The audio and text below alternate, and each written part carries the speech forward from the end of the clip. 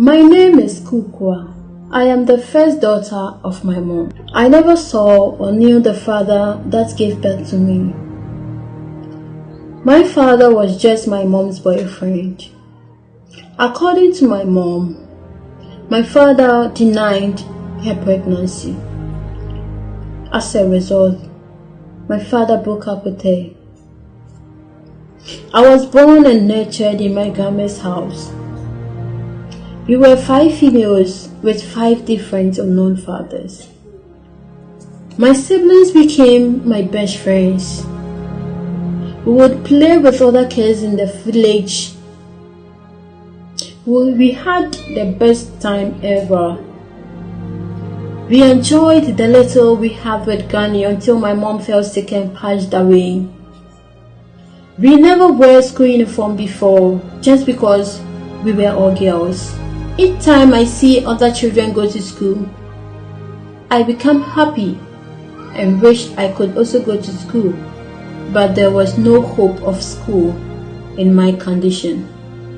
I kept asking myself, will I end up like my mother? Will I even get a man to marry? How will my younger sisters end up?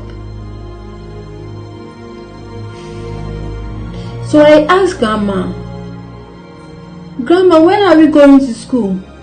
She replied, "School is not for girls." One day, one wealthy auntie came to pick me to the city. It is a normal phenomenon in my country. Young girls are picked from the villages to the cities in the name of working or schooling while serving their aunties. Some are not fortunate.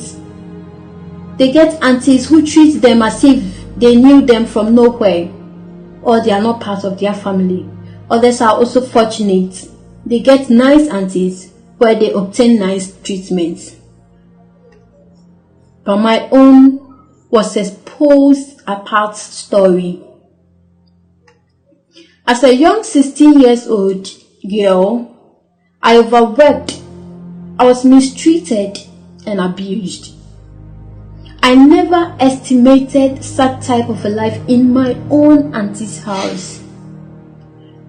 Though I never got access to education in the village, lived in abject poverty, I still hoped for a better life after leaving home.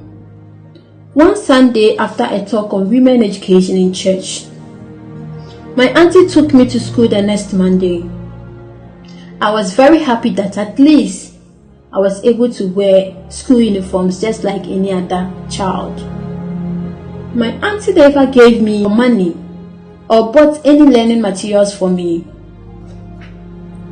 I go to school with an empty stomach and returned saying, I was not happy, but being in school, I was okay. Then in school, one teacher became my best friend. He bought all my books and gave me money for food every day in school. I trusted him until I was raped in his office one afternoon after class. I could not say a word because I was a girl. He continued having affairs with me until I fell sick one day. I could not eat nor drink. There I realized my skirt could not fit anymore. It was discovered by my auntie that I was pregnant and got kicked out of my auntie's house. It was in my final year in JHS.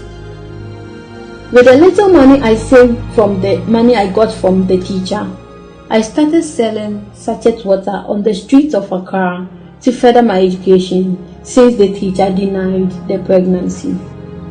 Months went by in the tender age. I suffered pregnancy syndromes. I never wanted to drop out of school because I was pregnant. I continued my education with the pregnancy. I lost all my friends. People pointed fingers at me and others even laughed at me. I learned with the pregnancy. And I registered for the final year examination and passed with excellent grades. After school, I still wanted to continue my education, So I started working as a cleaner in a supermarket where I met a former lady teacher who introduced me to an NGO helping brilliant but needy young girls in my situation.